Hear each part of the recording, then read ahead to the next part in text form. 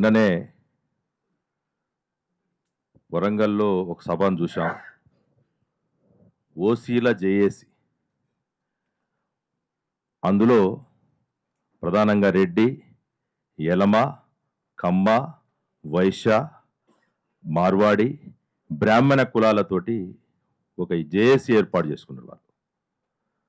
అందులో ప్రధానంగా చర్చ ఏంటంటే ఈ రాష్ట్రంలో ఓసీలతో ఒక కమిషన్ ఏర్పాటు చేయాలి, ఈడబ్ల్యూఎస్ మీద జరుగుతున్నటువంటి దుష్ఫలితాలు దుష్ప్రభావాన్ని ఎదుర్కోవాలి, 1,00,000 మందితోటి హైదరాబాద్లో ఓసీల సింహగర్జన జరపాలనేది వాళ్ళ ఇంటెన్షన్. దాంట్లో మార్వాడీలను కూడా పెట్టుకున్నారు.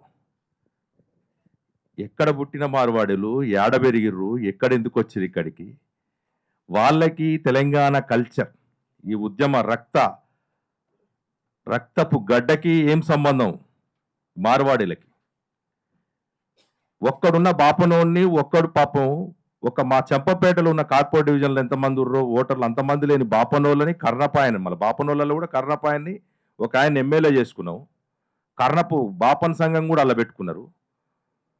అసలు ఈ రాష్ట్రానికి పట్టిన దరిద్రం ఏంటంటే ఈ జలగల్లా పీక్క తిన్నటువంటి వైశ్యులు ఎవరైతే ఉన్నారో వాళ్ళని ముఖ్యమంత్రి కూడా చేసుకున్నాం రోషయ్యని.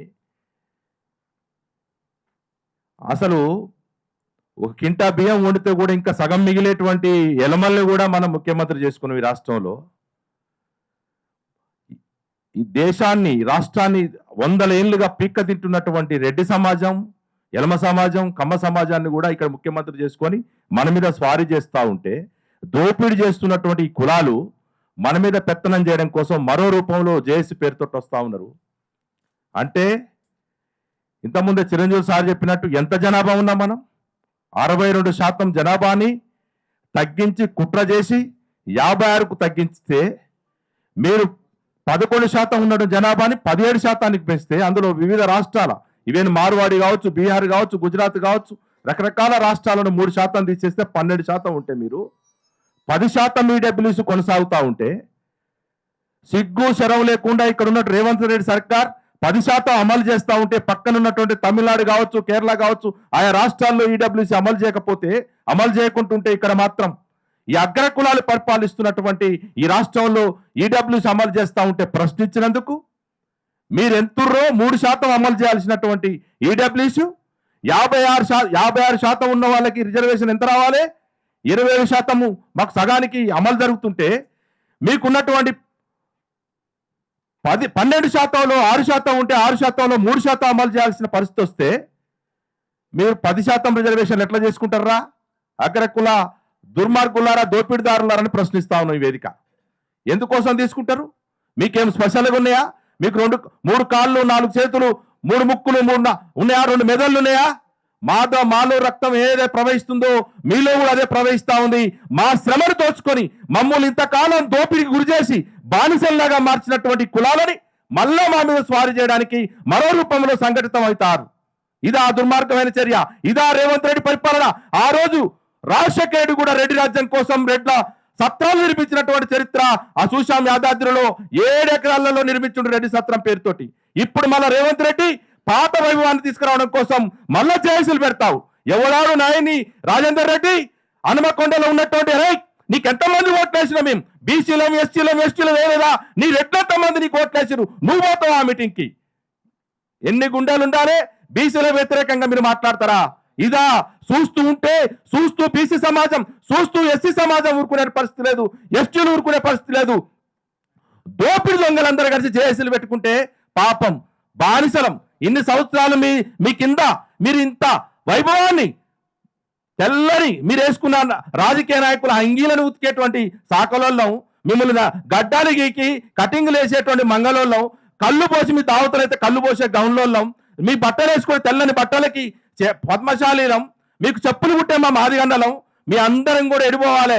మీకు బానిసలుగా మిమ్మల్ని ఇంతకాలం ఈ పద్ధతిలో తయారు చేసినటువంటి వాళ్ళని మమ్మల్ని దోపిడికి గురి చేసి భూమి లేక బుక్కు లేక రకరకాలుగా చదువుకు దూరం చేసినటువంటి ఈ కులాలని మమ్మల్ని మళ్ళా వేరే రూపంతో మమ్మల్ని దోచుకునేటువంటి పద్ధతుల్లో జేఏసీలు ఏర్పాటు చేసుకుంటే చూస్తూ ఊరుకుంటామా? కబద్దారని హెచ్చరిస్తా ఉన్నాం. ఇదే చిరంజీవులు గారు, విశారాధన్ గారు, బాలరాజన్న గారు మీరందరం కూడా పెద్ద ఎత్తున రాష్ట్రాన్ని అగ్నిగుండం చేస్తాం. మీరు 1,00,000 మందితో అంటే మీ 10 లక్షల మందితో మీటింగ్ పెడతాం, సత్తా చూపిస్తాం. ఇకనైనా రావాలి. మా బీసీ సంఘాల్లో ఉన్నటువంటి కొద్ది మంది సభ పిల్లలు చెంచాగిరి చేసేటువంటి సంఘాలకి, ఈ కులాలకి, ఈ పార్టీలకి దాసోమైనటువంటి సాయంత్రం పూట చేతులు దేయి అని అనుకునేటువంటి సంఘాలకు కూడా బుద్ధి రావాలి. ఇదే నీ ఇలా జేఏసీలు చూసిన తర్వాత ఎంతకాలం వీళ్ళకి అడుగులు మడుగులు వస్తారు. ఇకనైనా సిగ్గు శరవతోటి బీసీలను ఐక్యం చేద్దాం, ఎస్సీ ఎస్టీలను కలుపుకొని ఉద్యమాన్ని రంగంలోకి తీసుకొద్దాం. ఆ దిశగా మీరు అందరు రావాలని చెప్పేసి ఎందుకంటే ఊరుకుంటే కూకునే లేదు. ఇదేదో రేవంత్ రెడ్డి అంటే కేసీఆర్ అంటే మనం అనుకున్నాం, మన విశారాధన చెప్తా ఉంటాడు. వీళ్ళకో వాట్సాప్ గ్రూప్ ఉంది, వీళ్ళు సీక్రెట్ గా మాట్లాడుకుంటారు అంటే అన్న ఏదో తెలుసు. మరి ఈయనకి ఎట్లా తెలిసిందో మనకు అర్థం కాదు, కానీ వాస్తవం చూస్తుంటే అర్థమవుతుంది.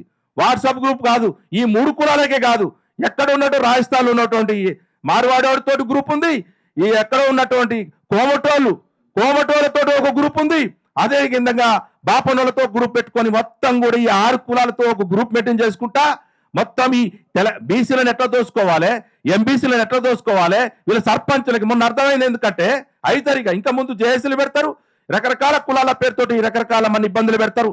ఎందుకంటే అగ్రకుల మీడియా ఉంది కాబట్టి మనకు చాలా ఇబ్బందులు పెడతారు. అది అందులో ఎవరు రాసిండని నమస్తే తెలంగాణ రాస్తారు. మళ్ళా ఎవరు ఎలమైన పత్రికల ఈ వార్తలు రాస్తారు మమ్మల్ని.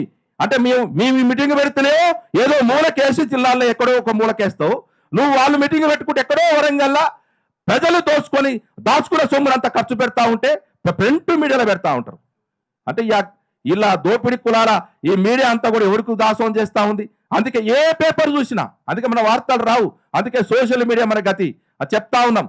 మనం అడిగేది ఏంటంటే ఖచ్చితంగా విశారాధన చాలా మంది ఏంటంటే పెద్ద ఎత్తున ఒక ఉద్యమం అవసరం. ఆ ఉద్యమ కార్యాచరణ త్వరలోనే ప్రకటిస్తాం. వీళ్ళకి అంతిమంగా లక్షలాది మందితో హైదరాబాద్ ముట్టడిస్తాం.